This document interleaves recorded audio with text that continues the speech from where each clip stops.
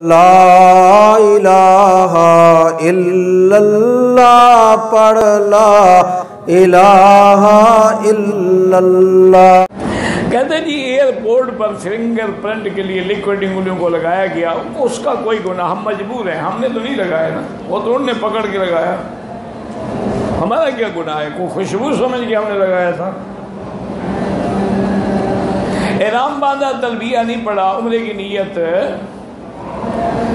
نیت تو نہیں پورا کر دیا، مجھے نہیں پتا کہ کب، یعنی جب احرام باندھ لیا تلبیہ تو نہیں پڑھا، کچھ پڑھا بھی تھا کہ نہیں پڑھا؟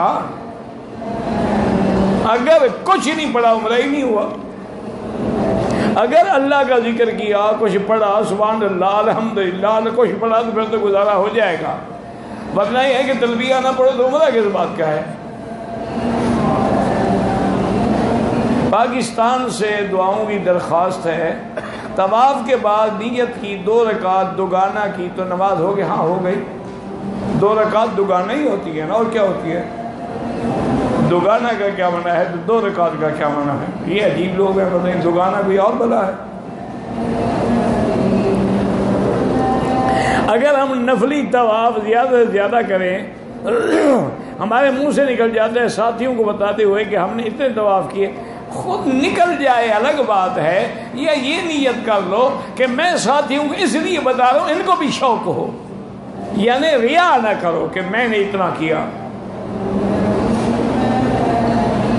ایک طواف کا ثواب 4-5 لوگوں کے لیے نہیں ہے، ورنہ تو ایک طواف کر کے حضور کی پوری امت کو بخش دو، بس سب کی جان چھوٹ جائے گی۔ ایک طواف ایک کے لیے ہوتا ہے، لیکن وہ بھی تب ہوتا ہے کوئی معذور ہے، کوئی فوت ہو گیا، کوئی کرنے کے قابل نہیں ہے، ورنہ طواف اپنے لیے کریں، ہاں دعا ساری امت کے لیے کریں۔